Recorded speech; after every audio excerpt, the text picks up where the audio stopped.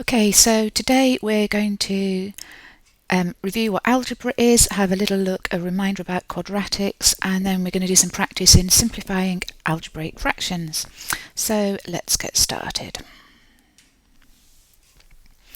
So algebra, a reminder, most people think that algebra is all to do with x's and y's, and that's true, and all we're doing is saying that x or y or any letter, or you could use any symbol really, but typically we use letters, any sort of letter just represents a number. So just a little reminder that 3x plus 2x, all you do is you had how many x's you've got. You probably started this saying maybe if x was an apple, if you've got 3 apples and 2 apples, you've got 5 apples, and that's just exactly the same thing we can do with numbers. You can only add the same quantities together, so you can't add x's to y's because that might be apples and pears.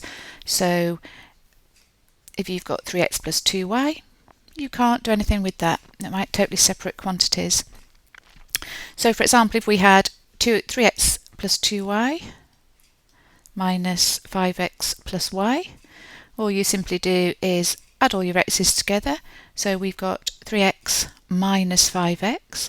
It might be that you're used to thinking of the sign that comes before the quantity belonging to that quantity. Sometimes people like to do that, just helps them shuffle things around in their mind. If a quantity hasn't got a positive or negative sign in it, then it's got an invisible plus sign. We don't go around saying I've got plus 10 sweets, do we? Right, so I just count my x's. 3x minus 5x is minus 2x, and we've got plus 2y plus another y is plus 3y. And that's a perfectly acceptable answer. Sometimes though, it can help as you're going forward in a question to rewrite that like that.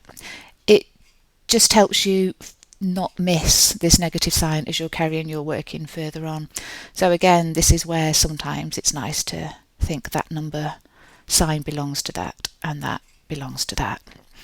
Right, so I'm sure this is all extremely familiar to you. And the other thing just to mention is that if you've got x's and x squareds or x cubes, then you can't add these things together. So we couldn't do anything with a sum like this.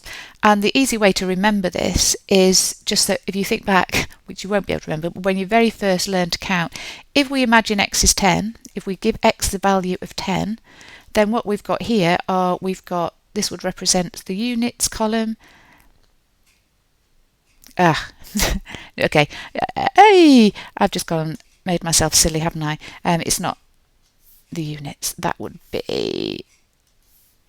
this would be the tens, the number in your tens column, this would be the number in your hundreds column, and this would be the number in the thousands column. And you know from the work you did, so if I was going to let me put x to the 0 there, that would be the units column. Okay, and you can't add these things together, so they remain separate. You can't combine those when you're adding or subtracting. From the work we did before on indices, however, you know perfectly well that if we had 2x times 4x cubed, that this is the same 2 times x times 4 times x cubed, just to remind you that we can just pull these out to the front. So we've got 2 times 4, we've got 8, and what we're going to do, we're going to add the indices. So we'll add the 3, this is our invisible 1, so we'd have 8x to the 4th. Okay, so let's just jump in, look at this couple of simple questions, and then you could try some for yourself. I think I'm just going to clear this, which is this. Okay. So what we're going to be doing is working from your book, so you're going to have plenty of questions to practice on. So we're going to look at exercise 1A and question 2 of this. So we'll do a couple together and then you can go away and practice. So these questions all ask you to expand and simplify. So actually let's look at V. So this is one of the complicated ones. So we've got 3x squared, 2x plus 1, minus 5x squared, 3x minus 4. Okay, so just a reminder about brackets. Just to remind you, it's always worth remembering you've got BODMAS or BIDMAS. So brackets, which is what the B stands for, always have to be done first. Okay, so if we were putting values in here, we'd put the values in, we'd work out what was in here, and then multiply it by the value outside. But we're being asked to expand this. So expand means we've got to get rid of the brackets. And so just a quick reminder that whatever's outside the bracket has to be applied to everything inside the bracket. And same is true here. So that's got to be multiplied by that and by this. And this is where as soon as you see a minus sign outside the bracket, you have an alert sign in your head. And again, just a reminder, the most common thing is people tend to remember a minus outside will change the signs of any additions and subtractions inside. And so if that's how you remember it, that's perfectly fine. Another way to remember it is to think that minus sign belongs to that. And in this case, I'm multiplying by 3x. So the result will be a minus. But in this case, when I multiply by this term, I'm going to have minus 5x squared times minus 4. So it turns into a plus 20x squared. Okay, so whichever way you want to think of that, that's absolutely fine. So let's just work this out. So we've got 3x squared times 2x from the first term, and then we've got 3x squared times 1, which is just 3x squared. I'm writing this out longhand. You could skip this stage and go straight to the next stage, which is what I'll show you here. So you could either write like that, or you could say straight away, well, I've got 5x squared times 3x, so that's going to give me 15 from the numbers, x cubed from the x's, and as we've discussed here, I've got minus 5x squared times minus 4, so that's going to give me 20x squared. So we've expanded at this stage. So simplify just means collect all like terms together. So let's have a look for x cubes. Oh, well, I'll write the next line out because we haven't done this one yet. So we've got 6x cubed plus 3x squared minus 15x squared plus 20. Sorry, that was a cubed, wasn't it? It's hard for me to see, this is quite small. 20x squared. And so when we simplify that, we just get, so we've got 6x cubed minus 15x cubed, so we've got minus 9x cubed. And how many x squareds have we got? Well, we've got 3 here and 20 there. So plus 23x squared. And so there you go, there's the answer. Again, you might want to consider, if you were carrying on in a question here, that it might be easier for you to carry that forward as 23x squared minus 9x cubed, and those are both equivalent. Okay, so you can now go ahead, if you like, and do exercise 1, question 2, and do as many of those questions as you need to feel really comfortable with just expanding and simplifying these simple brackets. Okay, off you go. So just question 2.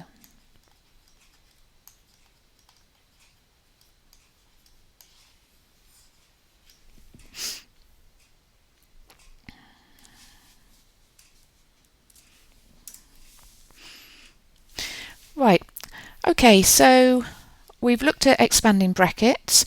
There's another thing we just want to review quickly, which we can just do by looking at an example in question 3 of the same exercise, and we'll look at part F.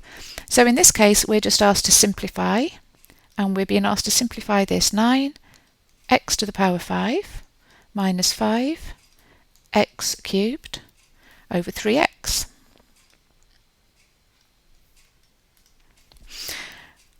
Okay, so what we've got to look at here, remember we've got to treat this This is a whole thing on the top. This whole thing is being divided by 3x. So we can just look to see what we can cancel. And in this case, you can see that every term has got an x in. So if we cancel x from every term, what do we get left? Well, we get 9x, so x to the 5th divided by x. Remember, you just subtract the indices, so this is x to the 1. So we'll be left with 9x to the 4th minus 5. Again, we cancel one of the x's, we'll have two of them left, 5x squared over 3.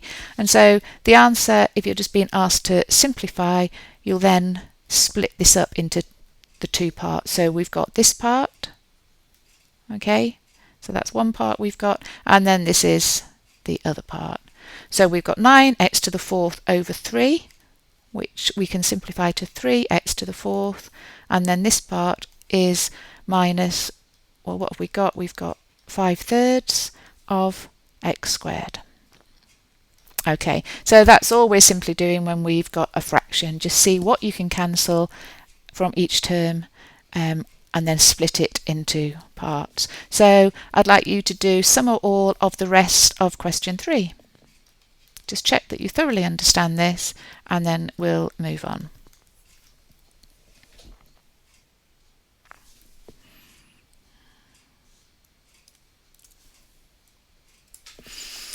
Okay, so moving on, just to recap something. So we've done expanding brackets when there's just one quantity outside.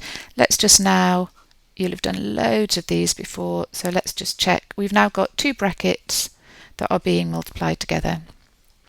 I think we reviewed this the other day as well. So let's just check we've got this. Every term has to be multiplied by every other term. So some people think of it as we've got smiles on the bottom and then maybe eyebrows on the top. This is going to go wrong, that's going to go there. Or however you do it so that you remember that everything's got to be multiplied by everything else. So let's see. Hopefully you might be able to just do this in your head. We can see the x squared term is simply x squared. And then we've got plus 3x here and minus 2x from there. So that's just going to give us plus x. And then our last term is plus 3 and minus 2. So that's going to give us a minus 6. Okay, so you need to be very familiar with just expanding these out. So what if you had instead 3 brackets? So let's stick another one in, and just for the sake of this, let's put those two. So what if you get a question that's asking you to expand 3 brackets? Well, don't try to do it all in one go. Do them in pairs. So in this case, we could do 2x plus 1 and then expand this out. And we've got to keep this inside one bracket then. So we'd have x squared plus x minus 6. And then be very careful to keep track that you then expanded everything out. I'm not planning to finish this, but the sensible way to do this would be to do it in full. So I would do everything in the second bracket by the first term.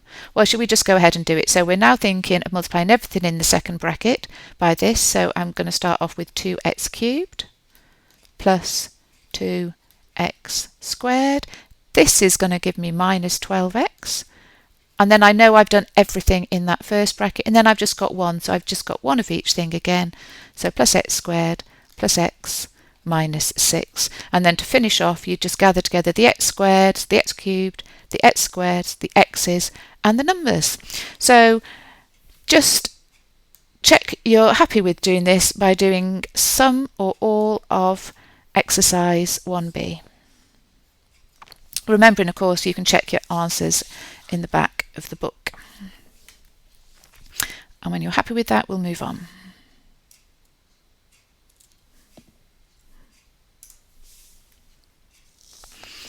Okay, so we've now covered expanding and simplifying. So expanding just means getting rid of the brackets, and simplifying means gather like terms together. So we're now, let's review factorising, which is usually a bit harder, and obviously look at my writing, it's harder for me to write. So this is simply the opposite of factorising. We're trying to put the brackets back in. So the opposite of expanding. So we're trying to put the brackets back in. So why would we want to go from something that's quite simple and everything's on its own into putting brackets back in? Well, there's several reasons. It's handy it makes it easier to calculate the value of something. Instead of having to deal with lots of values, you can just calculate what's inside the brackets. So for example, have I got a nice example here? I probably haven't.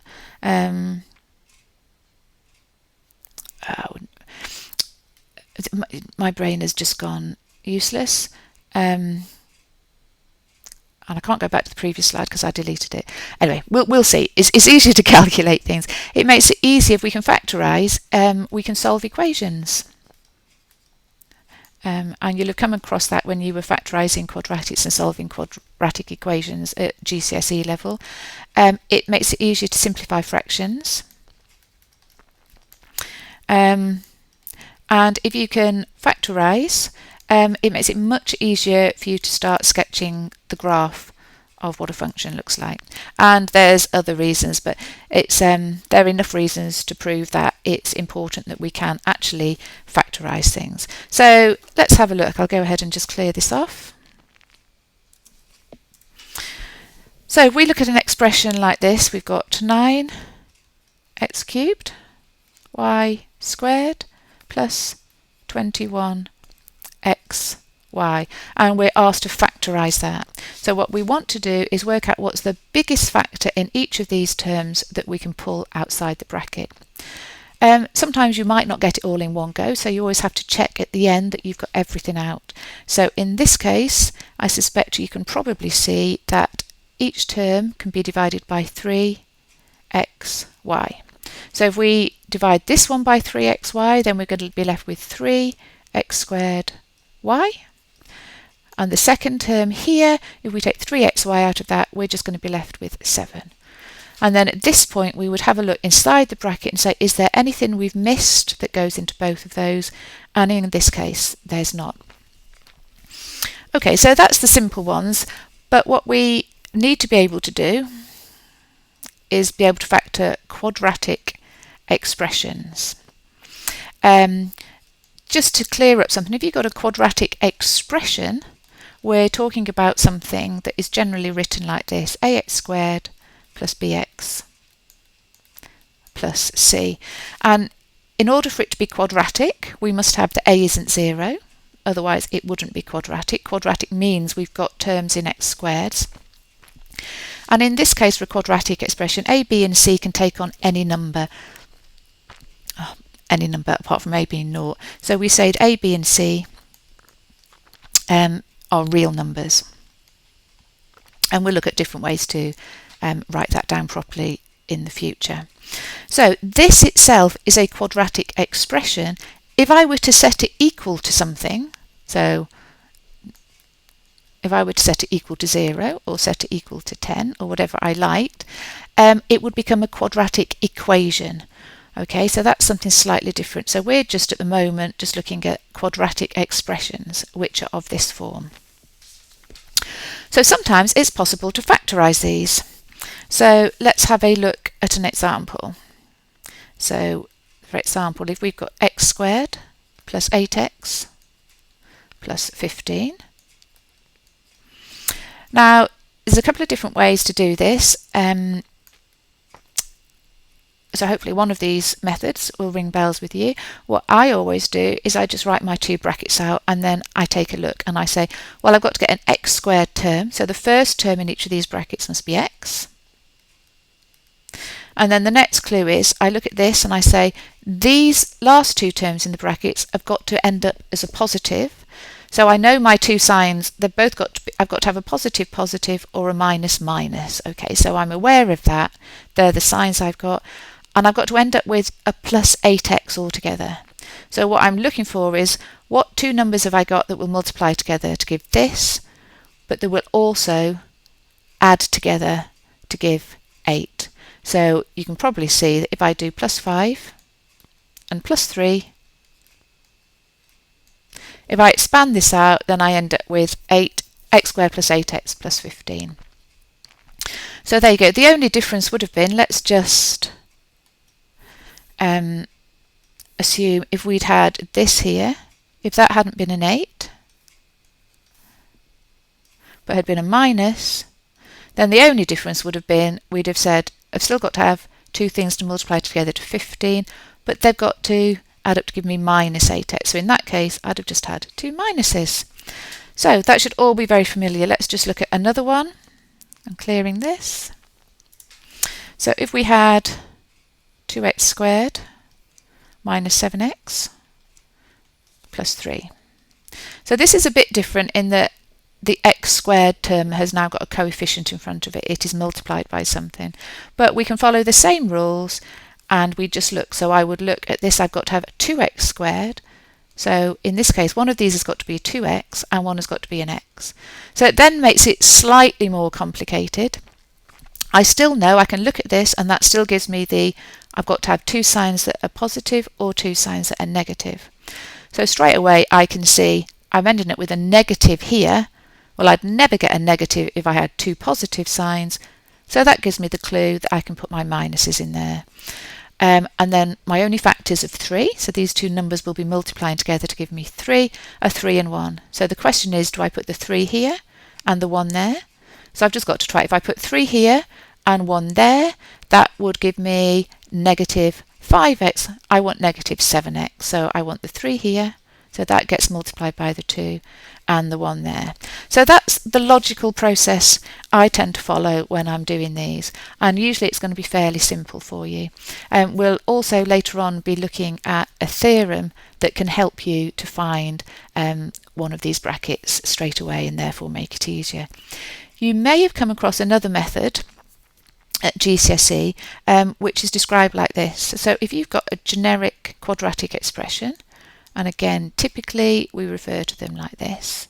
And you'll probably remember there's a quadratic formula for solving quadratic equations, which relies on you writing the quadratic in this way. So I'll talk you through what this does, and it may be how you've learned it. It can be useful for more complicated things. So what they say is you find two factors of AC. So multiplying those two coefficients that add up to B. So you just need to find something for which that is two factors of AC that add up to B. And then what you do, and we'll do a worked example, is you rewrite B. So you split B up into these two factors, and then you factorise. You'll see that you can factorise. There'll be two pairs that you can factorise. So you factorise in pairs, and then once you've got those, you can complete the factorisation. Okay, so let's just, if you haven't come across it, let's just do one little worked example. So for example, if we use this, let's use this example. So in this case, our A is 2, our B is minus 7, and our C is 3. So we've got AC is 2 times 3 equals 6, and our B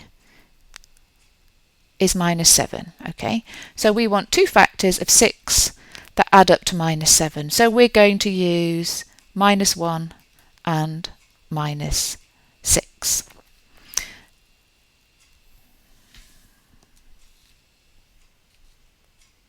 Okay, so now we've got minus 1 and minus 6. So we're going to rewrite our expression here with the minus 1 and minus 6. So that just means we've got 2x squared. We don't do anything with that.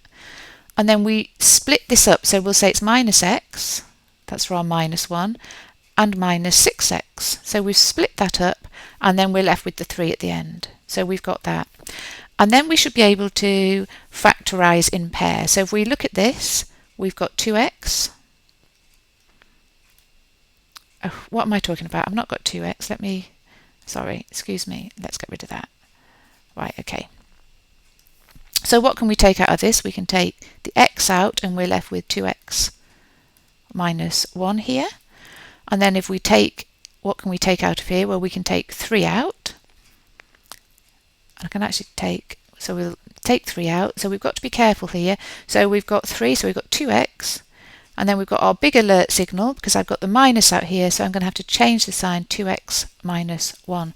And then you can see both of these terms now have 2x minus 1 in, so we can take that out and we're left with, we've got x minus 3 lots of 2x minus 1.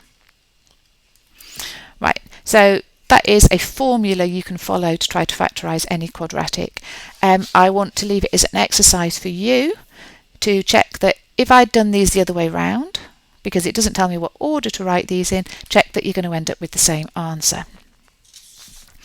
And also, if you want a little challenge, it's quite an easy challenge, but you might want to have a go. Let me just clear this. I'd like you, as a challenge, to work out, expand this ax plus b, cx, I don't know why I wrote my x's differently, but cx plus d. Expand that out and then convince yourself that you understand why the method we've just looked at works. So try to prove that that method, thoroughly understand it. Okay, so that's a little aside, that's a challenge you can do if you want to. Right, just before we move on to the last bit, because I'm going to hammer this in, I want you to think in your head what this is. Expand and simplify that. What answer do you get? Right, hopefully you could just do that because this is the difference of two squareds. Remember, when you see an expression like this, it's the square of the first number, so it's 3 squared minus the square of the second number. Well, what's root 2 squared?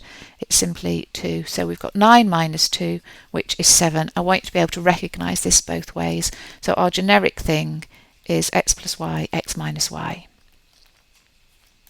equals x squared minus y squared. So you'll be sick of me saying that very soon. Right, so I'd like you now to just practice some of this factorising quadratics by tackling exercise 1C in your book, and then we'll move on to the last little bit when you've done that.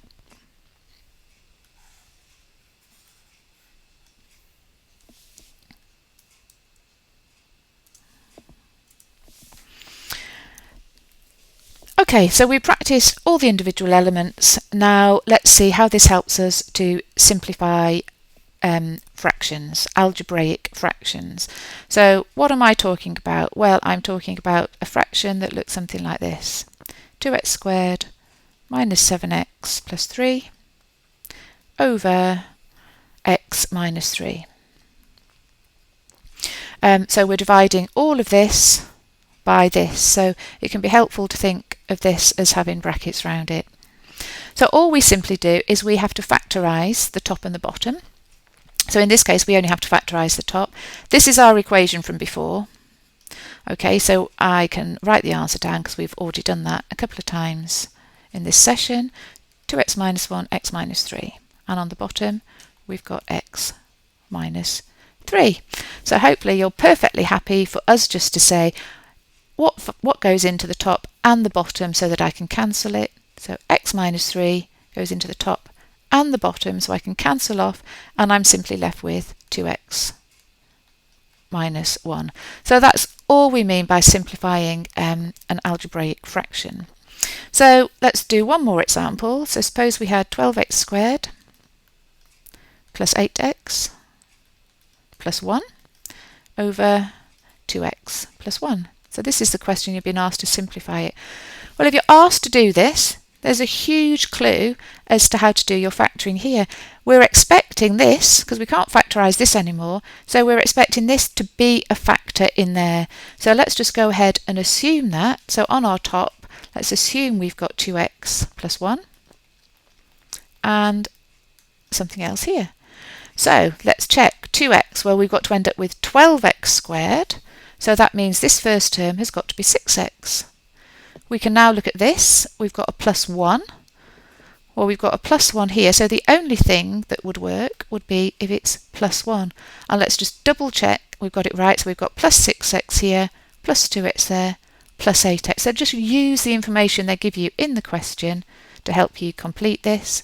And then we can factorise down, and we're just left with 6x plus 1. Okay, so that's all the input from me, and you can now tackle as much of exercise 7a as you need to do to convince yourself that you're perfectly happy with everything we've done in this session. So there you go. Have fun.